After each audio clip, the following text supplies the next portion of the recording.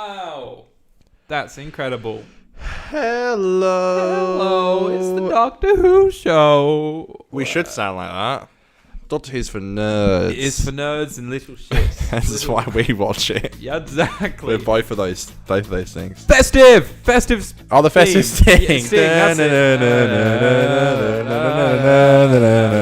Great. It is Great Christmas song. in July. No, it's June still. Fuck. Yeah, I was thinking we should Shit. try and time it for July, but we Fuck, yeah, true. It's We not didn't. even July. It's Yeah. cold outside, though. It's Australia, so it's cold. didn't. You know, I'm seeing on everyone in the UK that we got on Twitter and stuff and Insta, and they're summer days outside. It's looking Yeah, they nice. go for a bit of a heat wave right here at the moment. My auntie was saying heat Yeah. wave's like 5 degrees. literally nothing. Yeah. Whenever it's not snowing, raining, or like wind and clouds, it's a heat wave. Like that's what it is. It's like I heard it got to like 28 or something, which is hot, but it's like fuck. You should see standard. some of our summer. Yeah, about heat waves. 42 kind of. Yeah. And that's just sort of where we live. If you go up Fuck. north, Oh, it can get God. up to like 50 degrees and stuff like that. Oof. Bloody sweaty. But at the same time, we get a bit climatized to it over time. But at the same time, when we Yeah. go to the UK, it feels much colder. Oh god, yeah. Ooh-wee. Even somewhere like New York as well was like freezing for me. Very like, cold. Yeah, I lost my nipples. Yeah, it was like fucking cold, like to like to your bones. Like you know, it can't. You got to remember though, Australia's a desert, so like Yeah. it's yeah. gonna get cold. Like, Literally live in the sticks. That's what my my grandparents used to think. That we just had, like they didn't know we had TVs. So when not the most recent royal wedding, the one before that, when that happened, they sent over newspaper clippings because they didn't think we'd be able to watch That's it on the hilarious. TV. Yep. Yeah, Crazy. people think that. Like my cousin used to think like I'd walk outside my house and it would just be like sand, and I'd ride a kangaroo to the shops. Ridiculous. It I is thought that ridiculous. when I lived in the UK, to be fair. When my I had a parents bit like, of a to be fair, you do like you're like Australia. Wow, that's like that's, kangaroos going to school. Yeah, That's like- how we get there. I did think kangaroos would be hopping all over the streets, which look, you see them on the side of the road sometimes, But they're dead. not hopping. Yeah, they ain't hopping, bro. That's a bit of roadkill. They've been smashed, unfortunately. Apparently, it's okay. I've never had kangaroo. I've had kangaroo before. Is it nice? It was alright. Isn't it like It's chicken? Standard. Isn't- I don't remember. Doesn't everyone actually. say it tastes like chicken? Like everything tastes like chicken. Tastes like chicken. There you go. You know, just eat chicken then. Don't eat poor kangaroos. Got my notes. Very small page of notes. 'Cause alright. Not much to talk about for this episode, to be honest. Talking about the A Christmas Carol. That's the Hey, one. that's Jackie's nice to see what episode we're reviewing. That's right. That's a bit sad. Did you watch it? You were going to watch it with your female friend. My female friend Didn't want to. had terrible asthma attack. Oh. So she's like, she got prescribed steroids. So, and she had to go get a COVID test. So, Rough. but So she let's didn't be wanna real watch it? here. She's not got COVID. There's literally 2 cases It in sounds hotel like a quarantine. big in excuse Perth. to get out of watching Doctor Who, I think. And I Thanks. don't blame her. Thank you. No, but I'm seeing her tomorrow. So part of me is like rewatching it. I'm like, this is so good. I do want to still show her it. And I'm really keen to watch the first 2 parts of season 6. Though I might watch that when I get home. I don't know. I might wait. I for already that, have. but- Whoops. Oh, it's good. Oof. But this episode's so spicy. Like, fun fact for everybody: this is the one episode I've cheated this whole. Dun dun dun! It's the whole. I cheated. All right, because Can't believe you. this episode I watched 2020 Christmas Eve because it's a tradition for me every year to watch it. So I did inform you, Aidan. I was like, just to let you know, I'm gonna watch. And we know. had just watched Voyage of the Dam, so it was like so different to what we were watching back in Christmas. Just gone. It's been like 6 months, but I did watch this.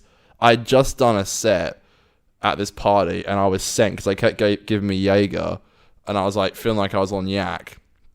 I was like, I've got to do this, and I sat through it, and it was like really difficult because I felt like I was like eating McDonald's and like crying at the same time because of how sad the episode is. But it's such a banger. It is good. But yeah, to answer your question, no, I didn't, but I do want to show her it. So Well, I watched it with Nick. hey, you told me this. and- When did you tell me? It was last week. Was it on the show? I don't remember. Yeah, you told me this last week. Yeah, Fuck. yeah. All right. Well, No, you can tell a story. Yeah? So I wasn't trying to say. You oh shouldn't no, I tell don't want it. to just retell the same story, but let's just say she didn't like it. Really? Well, she didn't watch it properly. She was doing teaching work at the same time. Bruh. And was just looking up and would see a flying shark every now and then. And what the fuck is that, Aidan? What are you watching? But she did say if I want to call her in, she'll come in and she'll answer the phone and then talk about it. Yeah, go on then. I'm good with that. All right. Should I? We'll wait. I think she's at the shops at the moment. I'm happy to do that. We'll wait a little bit. We'll do it later on. There was a big shark. There was a big shark. That's all she can probably say, to be honest. It's going to be strange because she actually is not going to know anything about what was going on. But. That's okay. It was funny when I watched the episode yesterday. I'm like, all I can think about is what you said about that, or what Nick said about that. I was like, it's a weird episode. I was like, too fair, it's a big shark. Flying shark? It is just a flying shark. I know. I'm guessing I do think, and I got this really cool review from Jacob on Instagram, and it really made me think about the episode, about just the way the Doctor kind of acted in it, and how it doesn't really make sense of him and time travel and stuff. But man, I'm so blinded by my biased nature for this episode. I love it. It's my favorite Christmas special for Doctor Who. Like, nostalgia wise, Runaway Bride definitely, but this episode for me is the best Christmas special. It's like the most well written. I put a poll on Instagram and people didn't really agree, but really, we'll get to that later. But yeah, I bet it's all fucking Christmas Invasion, Russell T Davies. Yeah, Christmas probably. Special It was a lot of David Simps. Yeah, tell you what, them other than the next Doctor, all of them Christmas specials all kind of do blur together a little bit. Yeah, End of Time's a little different, obviously, because it's David's last one, so it's a bit more special. But them first three, even though like Voice of the Damned is like off in space and stuff, still kind of just feels like the other two, you know? Yeah, David had so many. He got literally so many. Like what? Matt's got 3, 4. They both do 4. Yeah, Snowman, and I think Pete does 4 as well. Pete does. Yeah, he does. He does 4. Yeah. That's weird. For some reason, David's always feels like he's done more. I guess because End of Time Part 1 and 2, but still it's the same story. But for me, it's. I mean, after this, we got fucking Dr. Widow in the wardrobe. Like, Christ, what a fall from grace! And then Aidan simps the snowman. I do. I'm the snow simp. The simp man. That's me. And then we've got the last episode with Matt. Bloody. That's right. Time of the Doctor. Mm-hmm. Which I always kind of liked. I thought it was stupid and completely out of the pack. It's just fucking crazy messy, like ridiculously messy from memory. Was it Matt as well who Stephen had planned Matt to stay on for another season as well as? Yeah, Matt was meant to be on for season 4, 4th season for him, I think. So he had that with Pete and Matt. Oh no, it wasn't Pete. No, it was just with Oh Matt. no, it was. Sorry, there wasn't meant to be a Christmas special for Pete. Yes, that was it. But Matt was going to come for a whole new season. Yeah, I think that was Moffat's plan. I don't know how fleshed out it was. Like if he'd spoken too much about Matt with it. That's crazy. He probably just didn't want to get typecast. Like it was 4 years in the role, you know. Like yeah, true. So probably didn't want to sign up for a 5th, and yeah. I'm so excited for season 6. Ooh-wee. I can't wait. I hated it as a kid, but fuck, I'm so excited now. I mean, 5 was so good. It's the most fun I've had. Yeah. With this show and rewatching it. Watching this 2-parter as well, that I've already watched. I won't get into it because we're talking about it next week. Spoilers.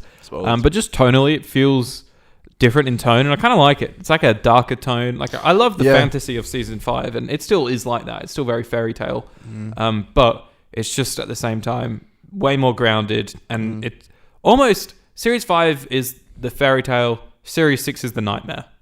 Put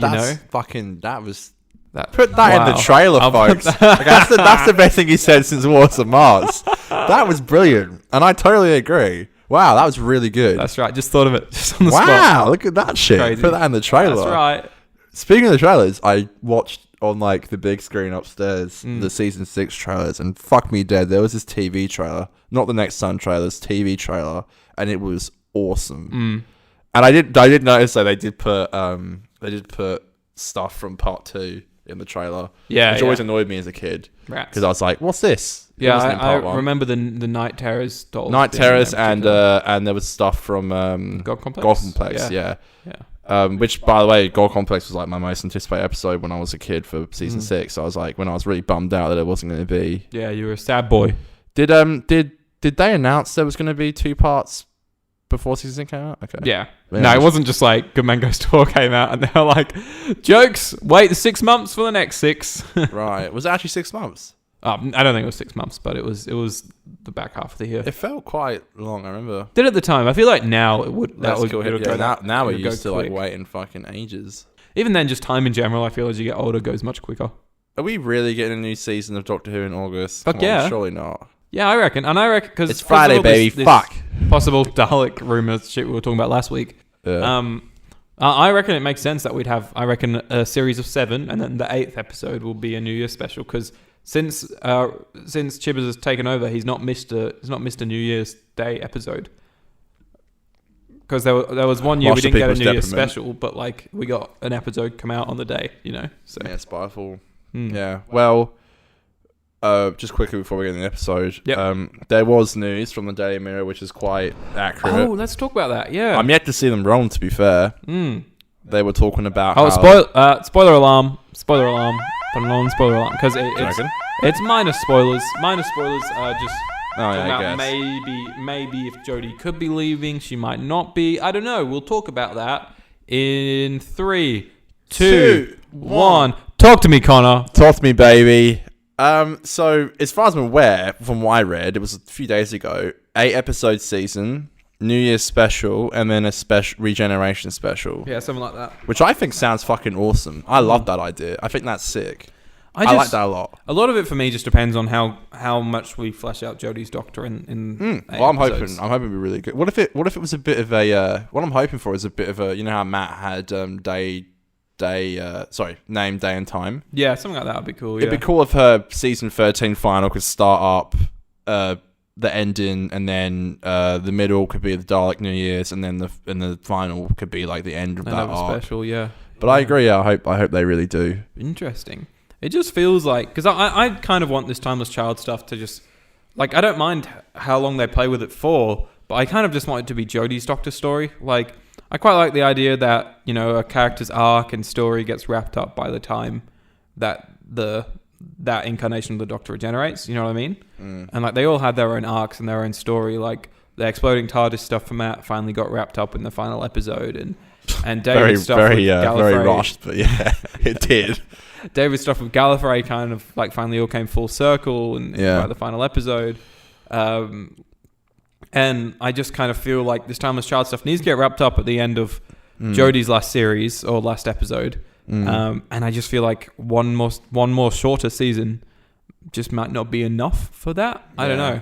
Just any other show, yeah, it could be. But just with Doctor Who being quite episodic in nature, even if it is a bit more linear than episodic this season, and a bit more, serialized is a better word, like having the episodes connect a lot more, I still feel like the nature of Doctor Who, it's not going to get as fleshed out maybe as we'd hope. Yeah, after that news, the hype of like, this has nothing to do with like me wanting Jodie to go. Like, I want her Doctor to have her moment before she leaves, but the hype of the idea of a new Doctor coming in, and the whole idea of like the whole idea of a shorter season, it kind of excites me. I'm like, hopefully it's more time we put in those episodes, and like it's more compact, and it like all kind of feels like a week by week story in a way, like things are crossing over and stuff. And those two specials, I think, you know, much as much as I don't necessarily agree with what Chibbers has done, like I think that's a really good move what he's doing with these specials. I think it's a really cool idea. And like with like John Bishop's character coming in, I'm excited to see him and how his dynamic works with the TARDIS crew and all the monsters that are returning. Yeah, I've, for the first time in a while, actually been quite excited to see. So hopefully we get a trailer soon. It could be I hope on so. the cards soon. Yeah, it's August. They got to start promoting it soon. Well, we don't have a month, but it's sort of the end of the year. I don't think it'll be August. True. It was like, it'll be like August. I reckon it'll be September, October, I reckon. October, September. It could be August, September, October, can't it? Because they said something in the UK. It was like spring in the UK, which is like autumn here or something. I think so. Yeah, that sounds right. Could come out on my birthday. Ooh. Bloody hell. I'm excited.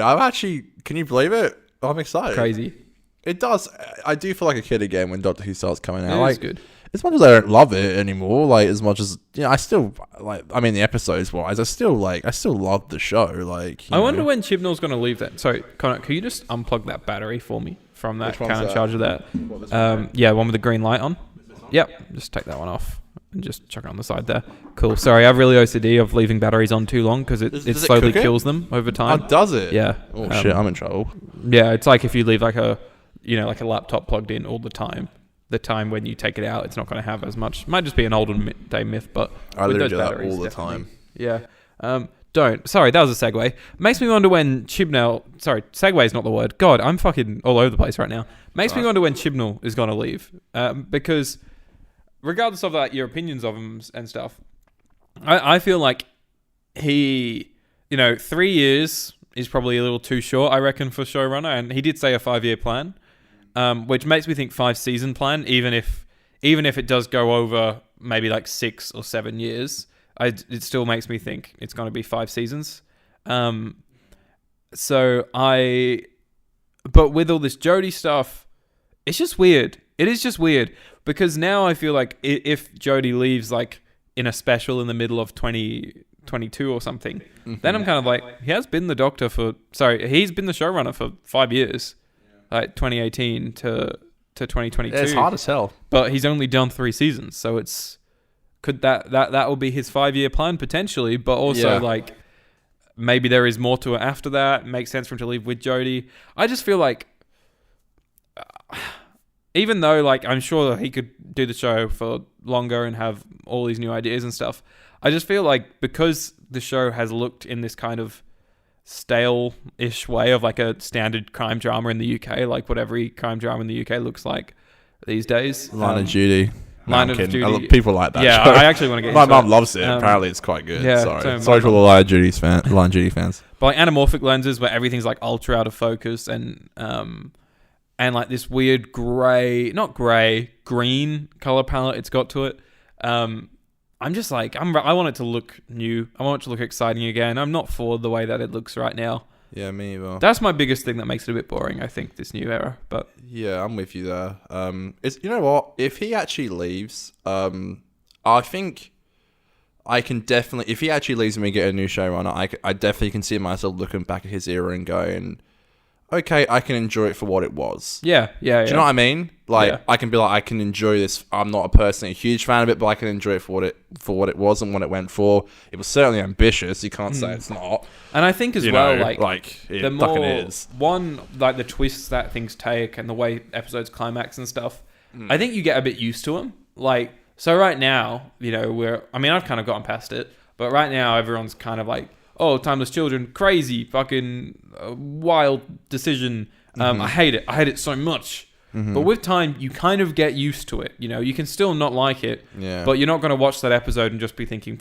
fuck, I hate. Like, we watched 42, right? And I feel like if I watched that as a kid, I'd be like, fuck me, what is this boring train wreck? Which, that was a bad example. I still felt like that when I watched it. But, I was going to say, geez. Things like End of Time, right? With the master, the face thing going, that shit. Yeah. Like, as a kid, I was like, dumbest fucking decision I've ever done. Stupid ass shit. Now, I expect that to come in and I can watch it and appreciate the other parts of the episode. Oh, yeah, totally. Because my mindset isn't pissed off when I'm watching it now because I'm just expecting it. And I feel like maybe it might be a bit like that with Jodie's era. Yeah, totally. I can see that. Because most of Moffat's era is kind of like that as well, I feel. Dude, seriously, I could not stress this enough. I was convinced season 6 was the worst thing that happened to Doctor Who. So it'd be so interesting to now go back and watch it now. Like, it's like one of my least watched seasons. So there's episodes I haven't watched in years. So same, yeah. Apart from like the first 2-parter and like Good Man Goes to War and stuff like God Complex, I haven't watched any of this stuff for ages. So I get that. I don't know. When do you think this special will air though? That's an interesting. Do you think it'll be like an Easter special or something? Maybe. I hope so. I hope we don't have to wait. That'd be weird. Hey, they have this because they had Resolution like hanging over our heads for like a year. They're like, we've got it. It's just in a vault in the BBC, like somewhere. Like it'll be interesting if obviously they're going to shoot it like with the schedule now. Yeah. It'd be weird if they had Jodie's and they might not even say regeneration episode. Yeah. Or maybe they will, maybe they won't. But it'd be weird to be like, when is that actually going to come out? I'd hope Easter because I think if not. That's a long enough way. It can be like 3-4 months from New Year's. That's long enough. Because I think if it's like we have to wait till the next New Year or something like that, I think then it's just like the hype kind of dies a bit. Like if we imagine you have this 7 or 8 episode series, it's exciting, pretty successful series or something. Then we head into a New Year's special. Sorry, big cliffhanger at the end of this series, heading into the New Year's special. Everyone's excited for the New Year's special. A month or like maybe 2 months at most later, New Year's special comes out, continues that story. Super exciting. Cliffhanger leading into Jodie's final story. And then you have to wait a whole year. Yeah, wait a couple of months, I think. I think a few months is enough to sort of keep that hype going. Yeah. Speculation. But give you that time to speculate and stuff. A whole year, you just get bored of thinking about it, you know? Yeah. That's what's so good about the way that David did the specials, I think. Oh, yeah. So totally. Russell, yeah. Yeah, no, I think I totally agree. It'd be interesting. I don't, as much as I want a Joe Martin series, I don't think it can happen because even little things like it's not even in the Doctor's timeline, like chronologically, because she could be a Doctor from 1,000 years ago, technically. So she can't even be. Or if they kind of bypass it and she regenerates into herself, I don't know. They could probably do it now. Who knows? But that's the thing. Like, who knows who it's going to be? I think Chibnall has a plan for that kind of stuff. I would suspect so. And I think you'd hope so. one thing that baffles me with his plan, of the whole 5-year plan, and like I said, I feel like that probably is a 5-season plan. It is like, you know, no Doctor in New Who has stayed on for 5 seasons. I think in today's climate of performers, you don't really expect them to stay on for 5 seasons because it's such a big show. They'll get so typecast if they do. Yeah. To be honest, I think 5 seasons long. I'd like to see someone go beyond the 3 season and do 4 seasons. Yeah. Especially with the reduced episodes, but 5 seasons I think is too far. But so 5 seasons, it's like surely he wasn't planning on Jodie to stay on for the full 5 seasons. But then, you know, when does he want that regeneration to happen? Because if it happens 2 seasons in, it's probably too short. If it happens 3 seasons in, yeah, that's good, standard amount. But then he only gets 2 more seasons with this other Doctor. Do you know what I mean? Unless he didn't care about having this other Doctor regenerate in his time on the show. But he also couldn't have accounted in there would be a pandemic. Yeah. So, like, you know, that obviously fucked up timing as well. That's what makes me think, though, with this 5-season thing is perhaps introducing Joe Martin in Series 12 and then maybe having her in an episode in Series 13. I like if this. she only has, like, 2 seasons where she's the actual Doctor. I like this. Kind of maybe feels like she's been the Doctor a bit longer and she's had a few more episodes. Okay, so you can see like a 2 seasons of Joe Martin. Yeah, that'd be fucking awesome. Just to round off that 5-season thing. I'd fuck with that. Yeah. I reckon that'd be really cool. Yeah. Because I think, you know, if she did go for 3 seasons, it would be fine. Like, if Joe came on and did 3 seasons, it would be fine. But it would also kind of be like... That'd be cool to have like a 2 seasons of a Doctor. Just break the 3-season cycle. That'd like, be pretty that's cool. what I want.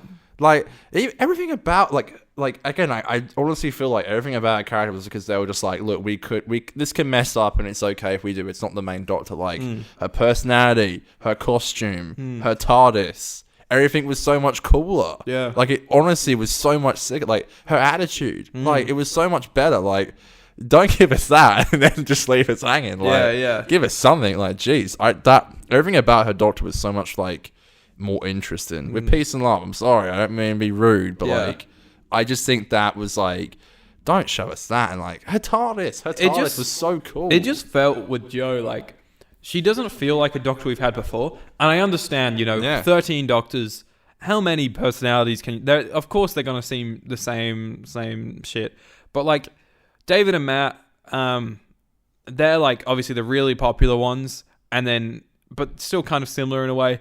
But then Pete came on, he was a breath of fresh air, and then they brought on Jodie, and Jodie kind of just feels like a combination of David and Matt, the 2 most popular ones, and it just comes off a bit corny. Yeah. And it doesn't. I miss that Pete sternness, man. Yeah. And Joe had that. Joe has that, but also like she's not just trying to be Pete. Like she's her own thing, I think. I'm totally with you there. Which I think Jodie, not necessarily the actor, but more the writing. Maybe it doesn't give her that kind of voice. I had one more thing to say. Oh yeah, here's another thing. God, we're talking. We're not talking about this special. You did say you wanted to ramble today. Before we were on the show, I was like, can't really be bothered talking about this episode that much, to be honest. Even though I do love it, and we will do it, but bit of rambling first. Excuse me. Oh, that's just me opening my new can of fresh beer. My new can of Masuta beer, Japanese beer. Sounds good, champ. These Japanese know how to make some beer. Make some good beer. All right. So, question: without getting into the controversy of it all. Obviously the John Barrowman stuff has happened, right? And that wasn't a big public. Oh, bloody Xavier keeps telling me to talk about it on the show. And I'm like, I feel like everyone's spoken about it. Like, they're all the same. Yeah. Like, it's just a thing, you know. Fuck. Without getting into it, Friday, baby. Fuck. It's just like, you know, I just want him to apologize. You know, what he said isn't fucking career breaking. Like, what he's done isn't career breaking unless he just doesn't apologize, because no one was hurt by it. People felt a little uncomfortable and stuff, but like, it's if he apologizes, talks about it, says it's happened, and that he since then has made an effort to not do that kind of stuff on the sets, I feel like it's salvageable. But we're not gonna fuck. I feel like I've said too much about my opinions on it already. Yeah. Anyways, what do you think? Because obviously that stuff, when Series 12 happened, stuff wasn't apparent. Yeah. And the way that the New Year's special ended, unless Chivers was just shit, it makes you think that Jack's going to come back, right? Yeah. He didn't get a proper goodbye. Yeah. How do you feel that maybe now that might be the last time we see Jack in Who? Because... Yeah. And... you seen that meme on Twitter where it's someone's... the BBC had drastically trying to like re-edit the new episodes and cut out John Barrowman or some shit. Do you reckon they would though? I reckon if he's in this season, I reckon they'd try and reshoot some shit. No, they would. I mean, they cut him from that fucking Time fracture. So yeah, if they did that, I doubt they would want him in an episode of the season. Yeah. Exactly. Now look, I'm upset every time something comes out about someone from anything, but particularly Doctor Who. It really hurts. It does, yeah. Like Noel and now John. Like it was really hurtful. Like it's my childhood, But I've got to take that aside, and it's more the victims you should be feeling sorry for in this situation. I know John's was a bit iffy, but regardless, he still made people feel uncomfortable, and their feelings should be exactly. Which is their feelings should be acknowledged.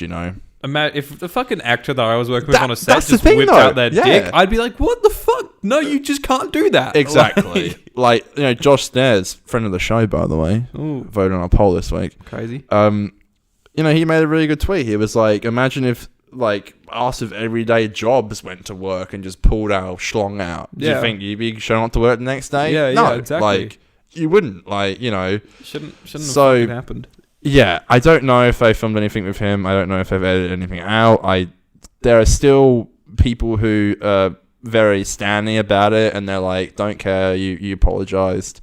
And he did apologise years ago. I think he obviously should have just put out I think that's why he doesn't want to apologise now, which is just a bit dicky. I said it. It's like, no, just say it again.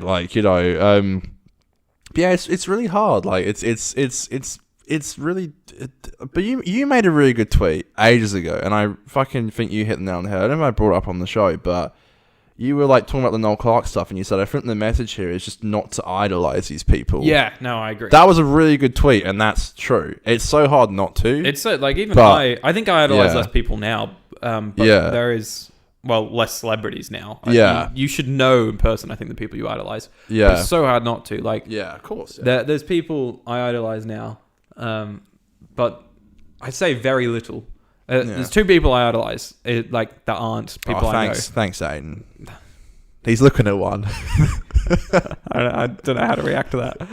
One is Peter Capaldi. I do love Peter Capaldi. Just because he just seems like the most genuine guy, and I just can't help but idolise that man. God forbid if anything came out about him, I would actually wreck, honestly.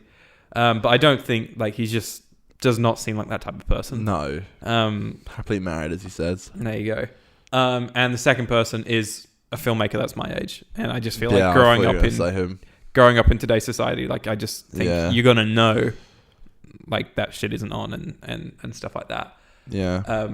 So I'm glad that I'm kind of out of that now. But those early seasons when you're a kid, it's hard not to idolize all the main characters and stuff like that. Yeah, and now hearing about it now, it's like for some reason I always thought about my mum, because my mum loves Russell's era, and I'm like, I know she loves those characters like Jack and Mickey, and part of me just doesn't want to say anything.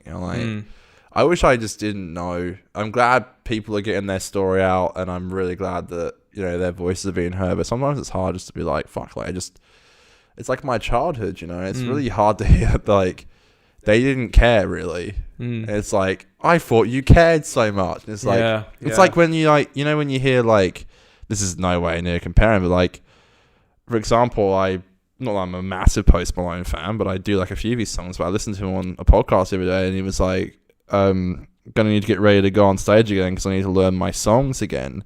And it's like, fuck, you idolize these people, and you're like, and then you hear they don't even know their song lyrics more than they do. Yeah. And it's like, sometimes you just got to take a step back and be like, they always say never meet your heroes. I feel like, I don't know. There's very few people I feel like I would go jelly-legged with. But I feel like I'm such a picky person. I feel like if I met my hero, I'd be like, they could have done something, like they could do the tiniest thing, and I'd be like, oh, it's because they didn't like me. Like they might have looked away for a second, and I'd be like, maybe I was boring them. Like, you know what I mean? Like they always say you don't meet your heroes. So yeah, but either way, it's hard. But I'm really glad all the victims' voices are being heard. That's the most important thing. As for this whole John Barrowman thing, I don't know. It's such a weird situation. It kind of reminds me of the whole Aziz Ansari situation, where it was like a bad day and she consented stuff, but like next day she came out and said that she didn't. It made her feel uncomfortable, and it was like it's so hard with stuff like that to be like, who's in the wrong. It's also hard when you really care about them and really like them as people to be like, actually, you were in the wrong. As much as it hurts, like you should be accountable to your actions. So yeah. Anyway, 50%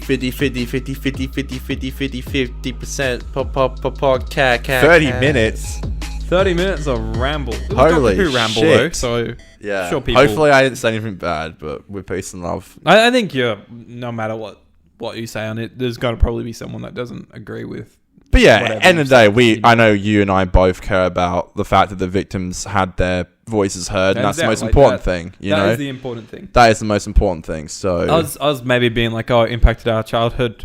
Like we feel a little shit about it because it was like our childhood and stuff. Yeah, that's obviously nothing compared to what particularly with the Noel stuff people have gone through and stuff. So it's just different sizes, different stories, I think, and yeah, I think what we do good here is that we actually tell our story and we tell our side of it, and as well as appreciating and acknowledging, the real side of it as well. But it's also how we felt about it and how it impacted us. But I mean, we completely dodged that whole Noel Clarke thing when it first came out, which I think was a good idea in hindsight. I think it was a good idea in hindsight. The thing is, I had like so many things to say about it, and I'm kind of glad I didn't, because it was just like, it's like, why, like, I feel like people tune into, as much as I'm sure people do enjoy when we get some deep and dark, but like I feel like people also tune into how the bit of an escapism. That's why I tune into podcasts for a bit of a laugh, Bit of a laugh, and occasionally a bit of a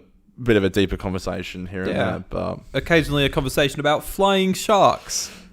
Yes, we should probably get into that. It's a Christmas Carol.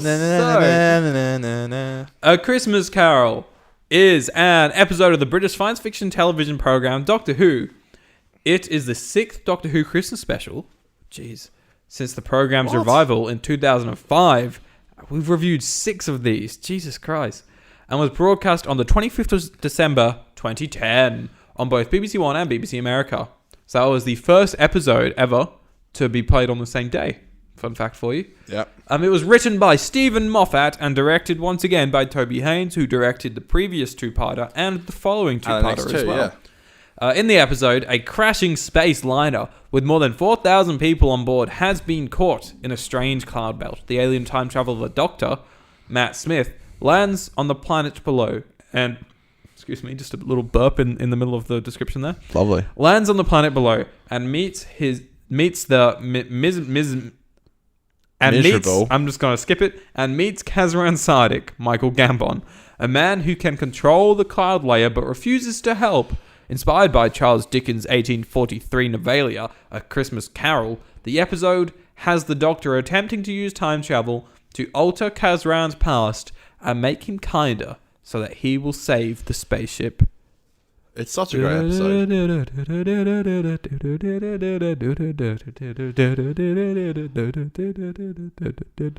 Did you play your vinyl? You do have it, so that would have been a waste of. Sorry, what? That would have been a waste of opportunity. Did you not play your vinyl this week? I didn't. Fuck you, Aidan. It's not Christmassy enough. Okay, whatever. It's June. So I have the album. Well, you're very lucky for a Christmas Carol. Yeah. Nick, it was out of the blue, by the way. It was for my birthday. I think it was my first ever birthday I had while staying Nick's. That was like 3 years ago, a bit longer. And she bought me 3 vinyls, and they were like cool shit. Like one is like a double LP version of Sgt. Pepper's. Hey. which is cool. Do you have the double LP or is it just the standard? Mine's just a single. Yeah, the double LP, it has like recording, like kind of more raw ones where the songs sound a bit different and stuff like that. That's cool. Yeah, it's crazy. Like just this weird limited version of Sgt. Pepper's. And then the Broadshot soundtrack on vinyl for Series 1. No shit. I never had that. And then, the soundtrack for A Christmas Carol on vinyl, which is also a double LP because there's that much score in it. And those are some rare vinyls. Yeah. Wait, no, it's not a double LP. No. Christmas Carol is just a single one. Sorry. But, right. Yeah. And it is a lovely white vinyl as well. Yeah, I saw you got the custom white. It's pretty. It's so nice. Yeah. It really does. It got its whole album. It got a whole album, didn't it? Mm. And it ends with that beautiful song. Oh, like the beautiful. episode does. Yeah. Beautiful. Nah, it's such a beautiful. The score is so amazing. So do you think Murray just was just like, oh, we'll put out a whole? I think it said in the script was what I read. Moffat had written that it's like an original song. They perform. Yeah. Oh yeah. I remember Murray was saying I watched them behind the scenes and I think whoever was the producer at the time like called Murray up and was like, hey, have you read the script yet? And he hadn't. He was like, yeah, it was really good. It's really good. He's like, so what are you going to do for the final song? He's like, yeah, I'm going to do this, and this, and I'll do that. And he hadn't even read it yet. Like, he was just like full on winging it. And it's like, you hear him say stuff like that, and it's like, man, you made that? Yeah. It's amazing. It's an amazing piece. It's so Christmassy. I sneak it onto every Christmas playlist that... Like, my parents will put on Christmas songs, and we'll have a big playlist that they play from, like, December 12th to, like... Abigail's song in the background, you're like, oh, what is this? How did this get here? That's Aidan's jamming. Literally me. It literally starts, and it's like... And then my parents are like, what's this song? Oh, like, you don't know? It's a Christmas Carol, I'm sorry. Oh, you don't know? I got it on vinyl. Ooh, yeah. Ooh, mama. So, Conor... How does this episode start? Clouds. Tell me, Aidan. That's a fact. No, isn't it space first? How dare you forget that first shot? Nah. It's like a space cold planet. Space and then and then ship and then clouds. Yeah. Excuse me, Jesus. Just thought it was necessary to clarify. There's a ship that's crashing down to Earth. Christmas is cancelled, Aidan. Christmas is cancelled. Sorry, I'm going to move on. I can make a bad joke right now. Anyway, Amy and Rory run into the room and they're like, oh my God, what's going on? It's like, look, we got some guy down. Totally been doing some role play. Oh, 100. This is such a horny season. Like, Matt's era is so horny. Yeah, so Amy's dressed in the kissogram costume, the policewoman. Oh, yeah. And Rory's wearing the same shirt. What kind of role play do you reckon they were doing? Like, I don't know. What's the narrative? What's the narrative? I don't know. It's like, Miss, can you help me? Because they literally said they're in the honeymoon suite as well. So it's like, which is normally where hanky panky happens. That's a weird mix, though. Roman and policewoman. I don't. Does the St. John's outfit ever come up again? Like, doesn't he wear it one more time? Oh, he does. He wears it in Good Man Goes to War. He does. Right. Sorry, I just had a weird thought about the word Roman. Because I made sure I thought you were thinking about the honeymoon suite. Because I was thinking, obviously policewoman is the woman version of policeman. Roman, row-woman. Do you reckon Roman was because of men? But it could also have been a row... Weren't there female Romans? I don't know. I feel like back then it was very like men with the female Romans. Really? Were they called row-womans? I don't know. Isn't it like... I don't know. I'm just saying. Row-woman. Missed opportunity. Like the X-Men, and there's women in the X-Men as well. X-women. No, I didn't say it though. Sexist era, wasn't it? Oh, but row-woman.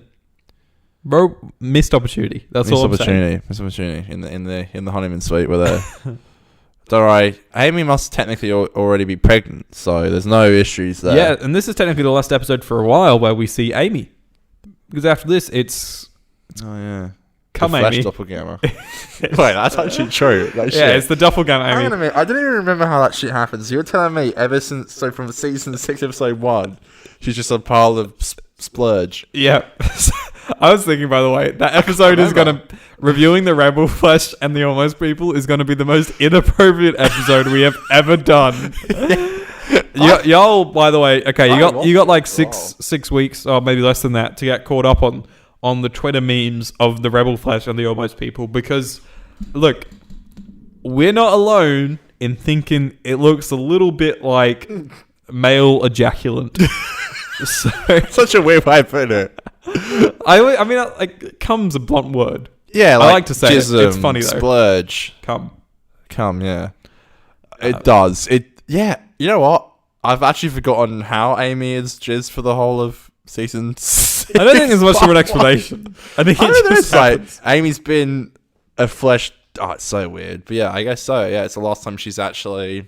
Actual Amy. They're not actually in this episode much. No, they're not. Like all of Moffat Christmas specials. Actually. Yeah, true, also, she's not in... They're not in Dr. Will in the Wardrobe. They are at the end.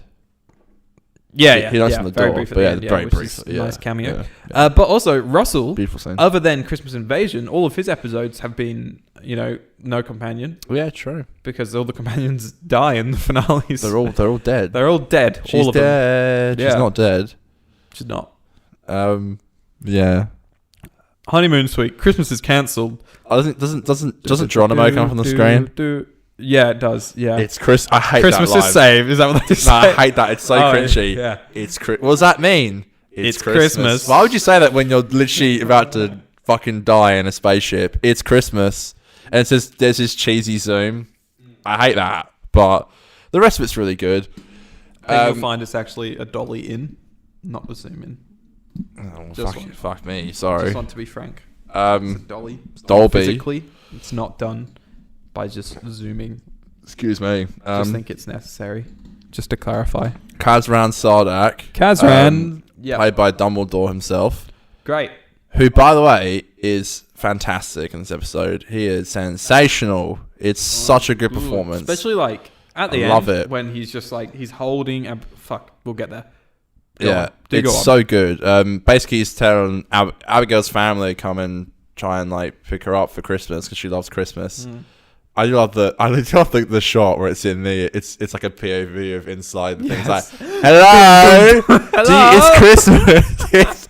It's really funny. Like there's some great lines in there. Very good. But he's like, nah, fuck off, you're poor, go away, you can't pay me. And then the doctor comes down the chimney and he's like, Christmas. I said, what the hell? Matt is on fire this episode, by the way. He's probably my favorite performance from Matt so far. He's just brilliant. Thus far. He's so good, man. By the way, when you start season 6, his performance is different. It's different. He's a bit... Because he's going to die. I just want to say, and I don't mean, I mean this in a straight way. With peace and love. He's sexier in his performance. I don't know how to explain Aidan, it. No, that's the only way. I was sat there thinking about it whilst I was watching it. And he was very like, oh, yeah, I'll have a look at this. I don't know. There's just something... Aidan had to pause and... Something sexy about it. I had to make some almost people. Yeah, with some people. Yeah, make some almost people. Oh boy. Fair enough. I think maybe it's because Matt knew that in the script. Maybe he didn't. That he was like in this scene, technically an older version, he's gonna die. Maybe it was that. No. Who knows? No, you're just like. Nah. Well, he doesn't know that. He doesn't know he's gonna die. He does in the first 10 minutes. I'm talking after that. Oh, the rest of it, he's still sexy. Yeah. He's probably just been a bit sexier. I think, he's just confident. His spinnings are more like... Spinning. I feel like in Series 5, his spins are just like, wow, look at the universe. But his spins in Series 6, like, wow, spin. Fuck yeah, let's get to work on the TARDIS. I'm so excited. I love those 2 episodes. Badass. I don't know what the fuck that explanation was, but... I do like how things. I do like how he tries to like control Kazran Sardak's control panel, and he's like, he can't do it, and even the son won't do it, and then Kazran touches something, and he's like, these controls are only controlled by me. And he like scans it, and he tries isomorphic. Isomorphic isn't a thing. Yeah. Do. These controls are isomorphic. Great. Like the script was so funny. Yeah.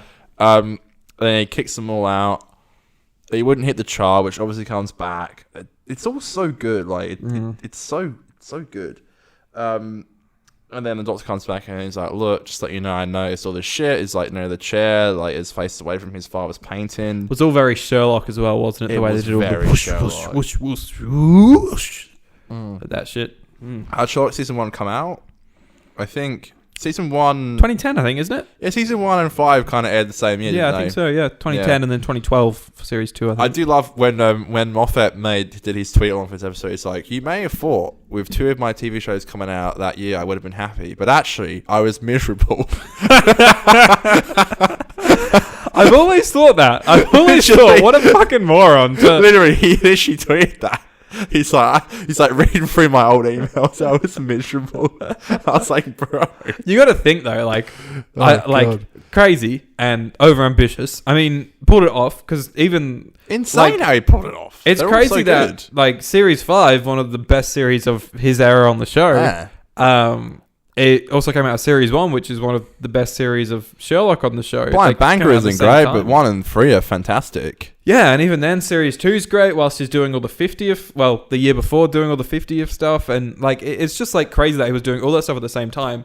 And he must have been, like, one of the biggest writers in the UK at the time. No shit, like, dude. He was on that's fire. That's crazy. But I think as well, like... I'm not going to try and touch this for too long, but I do think, again, this is a very good example of how...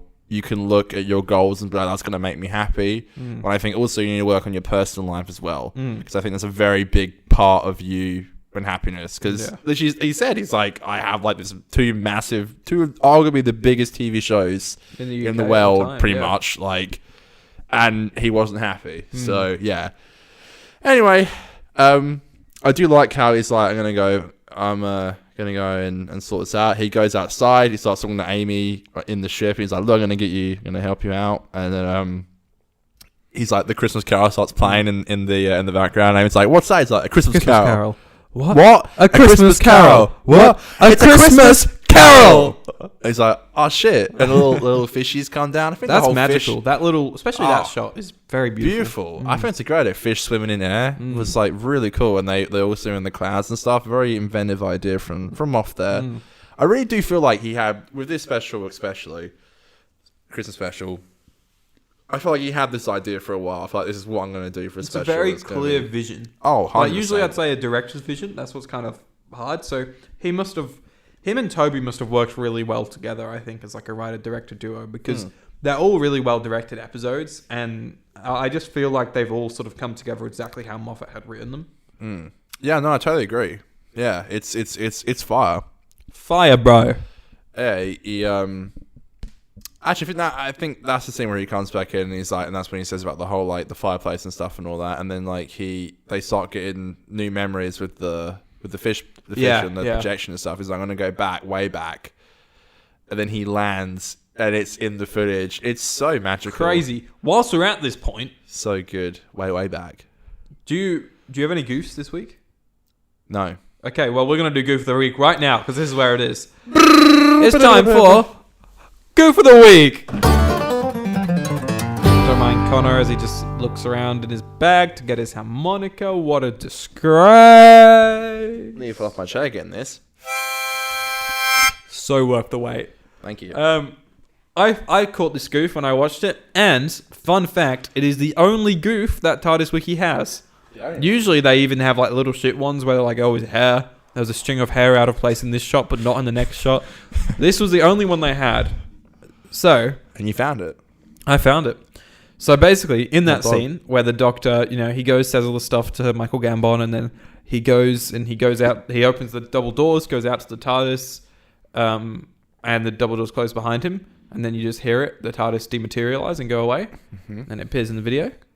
Well, because the TARDIS has, the bright lights in shining out the windows, you can actually see them as the double doors close. You can see the light of the TARDIS still between the gap between the double doors, and you hear the TARDIS dematerialize and rock up in the projector, but you can still see the light from the windows of the TARDIS through the doors. So it's landing, but so it's like they obviously had like a prop that was they had the TARDIS prop there, and because the prop doesn't dematerialize, they just kept it there. It doesn't. Whoa! Oh my god! Would have been a cool thing, and to be honest, not that hard to VFX, I don't think. If they actually you just saw that little bit of light fading in and out, just forgot. That would have been cool. Probably didn't notice it or anything. Yeah, not me. But it stood out to me quite a bit. I don't know why. That was the one goof for this week, guys. Sorry about that one. It's alright. They're like, bruh, let's go catch a fish, and then they use the Sonic as a bit of bait. I like it. He gets to talk to young Kazran and get to learn about him. And then Aidan, your favorite part, Shark Boy. Woo! Starts with a little cool fish, little baby fish. Do you know how they did that? No. They hung a sonic screwdriver in front of a green screen and tapped it with a pen. Ah. Yeah, there you go. Aidan loves some Confidential. That's right. Well, no, I just read it. The worst thing they did was getting rid of Confidential. Oh, yeah. Big shark boy comes in. And look, to be fair, the CGI doesn't look too bad. It's not right. great. Yeah, it works. It works though, I think. It looks really cool. They mentioned are they called face spiders or something? Those it mentions those like things like that. I like that. That was good. Yeah. And then he's like, let's split and get out of here. And they actually grab the Sonic out of the. They actually grab. Well, it's funny when like I've always loved the quote. What's it called when you have no legs and you're taking a run up or something like that, and then the shark just comes through and it's like nom nom nom, just this green light from the Sonic in its mouth. Yeah, that's cool. It gets sick from eating the Sonic. Is that why it dies? Well, it doesn't die, but because it's got half the Sonic in him, I think. Yeah, that's why it dies. It nearly dies. Jeez. Yeah. It's like, we need to help it. It's like, okay. It's like, bruh. And then they take it down to the. It's such a cool story, man. They take it down to the place where like Kazran's father keeps all the people. So they can put it in one of the chambers or some shit, or like where the smoke is. The smoke. That's it. The smoke. Beautiful. The smoke. Yeah, the smoke. The smoke helps fog, it. rather, yeah. A little fog.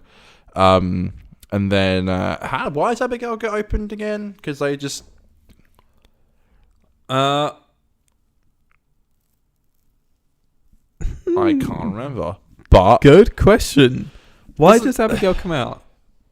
I don't know. I think something happened. I can't remember. Well, because the shark wakes up, the doctor goes and he starts looking at him, and Kazran tells the doctor about everything about the shark lair and how his dad lets throw a few sharks on Christmas and just to piss people off and shit. That's true. I like that line. Wait, the shark, and then the shark's like nom nom nom nom no. And there's these cool shots of the fin going through the fog. Looks fucking awesome. Yeah, it does look cool. And then Abigail calms Abigail down. Singing. Yeah. But does she just let herself out? Have I forgotten something here? I feel like maybe I have, but I'll surely consult. she doesn't just let herself out. Surely that's a bit of a goof. Do you mind if I wasp when you're doing that? God, I was gonna say, do you want to talk whilst I research? Oh God, I can stay. Okay, no, go Waz. Are you sure? Yeah, we'll hit two birds with one stone. Okay, guys, so I'm gonna consult TARDIS Wiki, and we're. Oh God, Connor, leave me alone. I'm gonna consult TARDIS Wiki to look up what happened there with A Christmas Carol. Any normal good podcast, they'd know. They'd have notes. They keep track of how these things happen. We here, we just don't. We're just not that. We're just not on that level, All right, so where are we looking? So Kazran leads the doctor to the stone room in the basement, which is filled with rows of ice boxes, all of which hold frozen people. Stopping in front of one icebox, Kazran plays its video message. Its occupant is a young woman called Abigail Pettigrew, that's a beautiful name, isn't it? Who expresses her gratitude towards Elliot Sardick and her love of the fish. Kazran explains that the people in the boxes are family members of those who have borrowed money from his father, but he insists that they can borrow Abigail's box for the night, unlocking it before she fully awakes. The two realize that the shark has followed them to the vault, temporarily revived by swimming in the fog that is settled on the floor. That's how it happens. So we got there, Connor. We got there. Hold on. I'll wait till you get to your microphone so you can give me your thoughts, feelings, and emotions. The shark hits it and she falls. No. So basically, they, do you remember they go up to Abigail's vault thing and they look at it and it plays the message and she's like, "I'm so grateful for Elliot Sardick." Right. And then they go and open it because, bloody Kazran's like, we'll put the shark in this. It'll keep the shark safe. Right, and she loves Christmas as well. Yeah, but she doesn't fully wake up. That's right. Because as they're opening it, that's when the shark comes. I'm going to go piss now. Do what you want. What do you want me to say? Christ. Run the thought, mate. You know what? Why don't you talk about what's your Christmas? Yeah. What's your favorite Christmas memory? Okay. Oh fuck. That's good, wasn't it? That was a good one. Makes me think of it. Probably favorite Christmas memory. One that rings a bell. Actually, I thought about this today because I knew we were reviewing a Christmas episode. I think back in the UK, my dad built this beautiful big house where I lived for most of my time in the UK before I moved here. think it was the last Christmas I was in the UK before we left for Australia. And I think I can't remember a lot of it because I was quite young, but I remember my Uncle Dave walking up the steps to the front of our house, and he was dressed as Santa. I mean, he wasn't trying to be Santa, like he didn't have the beard or anything, but he had like the hat and all the get up, and he was just going ho ho ho. And I remember feeling like so excited. And I think I just watched a Doctor Who Christmas special. I might have been wrong, but I just watched something to do with Doctor Who, and then came in and gave us all the presents, and it was just like, such a beautiful memory. I always feel like Christmas is a sad time for me because now I'm in Australia. But either way, that was quite depressing. Did you have a depressing Christmas memory? Nah, it was sweet. I actually thought about it today, so any shares. Mine, thanks for asking. It'll probably be a few years ago when I went and surprised my family in the UK for Christmas. Didn't get a chance to ask. Didn't tell them, but just rocked up. That surprised. was cool. I remember watching your vlog about that. I made a YouTube vlog. I remember seeing that. Crazy cool. Shark. They take the shark to the sky, into space.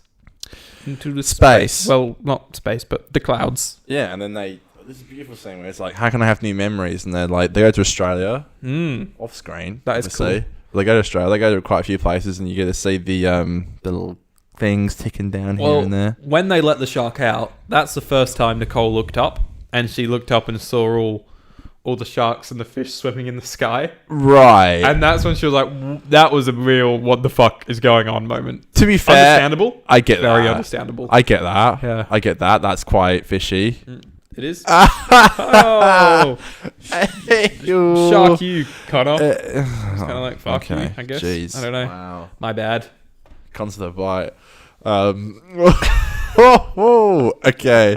I do like that though. All the new memories and all the new pictures and stuff. It's very beautiful. They even go to the Empire State Building, which I thought was really sweet. That is cool, yeah. There's like classic, like Doctor, classic JPEG photos of like Uluru with it's like Uluru or some shit, like a yellow kangaroo sign and stuff like that. Stuff that just pulled off of Getty Images. Pretty much, it's some standard shit. Yeah. Right. There's more to Australia than Uluru. I mean, we kind of pushed it a bit when we went to Sydney in the pilot. Yeah, that was crazy. We're definitely pushing it a little bit there, but dude, the West Australian Outback's the best place to film a Doctor Who episode. It does. It looks like a Mars. So come here. Yeah, come here. Facts. Doctor, Merry Christmas. Yeah, that's a lovely montage, and I love the way so they close sweet. the door and they open it. It's a new Christmas. I think Beautiful. It's such a great episode, and this proves it even more. Like, all this stuff is amazing. And then one time, for some reason, Kazran goes from a young pubescent boy to a... In 1 year? Yeah, that's funny. A 6 foot tall man, probably, with like beard stubble. The transition is insanely different. A little bit jarring. Like, it's like, boom. And then instead of saying doctor, she says, Kazran. Wanna fuck? Oh, hello. Hello, baby. And they go to her family's house, which is a beautiful scene. And I really do like how her mother brings up, it's like, that's that Kazran's son, like, you know, his father's like horrible and shit. And it's like, he's not like his father, brah. Sorry, I was opening a beer then. Bit of a bevy. Bevy. Yeah, we didn't say, but me and Conor are filming this in person actually. Sorry. Just to do people know that? No, well, we did say a while ago that if we ever clap, if you ever actually hear the clap at the start of an episode, that means that we're doing it live. Even together. I don't remember that. Christ. If people remember that, send me 2 blue love hearts. Fucking hell. We get a few. Yeah, so if you got the vibe that we were live, that we did this together rather than online, that's when you got to send through the blue love hearts, all right? If you knew it. If you felt it. Aidan's mic is blue and mine's black, so... Dabble-dee-dabble-da. What was I saying? Something about Kazran Sardak being a twat. Oh no, you're the twat. Me? You just keep saying Kazran Sardak. It's Kazran Sardik. I think a Sarlacc pit, probably. Get out. Not Shit. funny. Sarlacc. You're just stupid. Kazran Sarlacc pit. Wait, what's it? Sardik. Kazran Sardik. Fuck's sake. Name. You tell me this now after I've said his name like 10 times. Yeah, well, I was hoping maybe it was just like a slip of the tongue once or twice, but now you... mate, my tongue ain't slipping. I ain't slipping tonguey. Slipping jimmies. Slipping Jimmy, slipping tongue. Okay, Sardik. Sardick. Alright. Kazran Sar Dickhead. But you don't have to pronounce the As dick. her mum. It's not Kazran Sardick. It's just Sardick. Kazran Sardick. Fuck, I thought it was Sardak. Sardick. Sardak. It's like Sardude, but Sardick. Sardick. Kazran Sardude. Sardak these nuts. Sard's nuts. Okay. I'm going to call him I'm going to call him Kazran from here on out. Alright. I can't remember what his name is anymore. Kazza sounds good. That's what his family. That's what her family. Abigail's family does not do. That he doesn't walk in and go Kazza. Like, why is this dickhead here? I do like to simply say, since my sister won't listen to me, we will not be having Christmas dinner tomorrow. And you're like, oh fuck, no Christmas dinner. We'll have it tonight, bitch. Woo! Round of applause for Abigail's family. Do you ever wonder what the fuck they did on Christmas Day? Nothing. Just sat there. And it also never crossed my mind. I can't say. Just sat there like. Just sat there slipping jimmies. Oh, just we used our turkey in all our food. So sorry, kids. Sorry. I hear coal tastes nice. Anyway, the doctor's card is in the Christmas cracker. Yes. He's making a few jokes about Abigail's brother. Oh, we forgot the photo of him and Santa Claus. And is it like Stevie Wonder? Oh no, Einstein. Sorry, that was a while ago. Oh yeah, photo of me. Bang.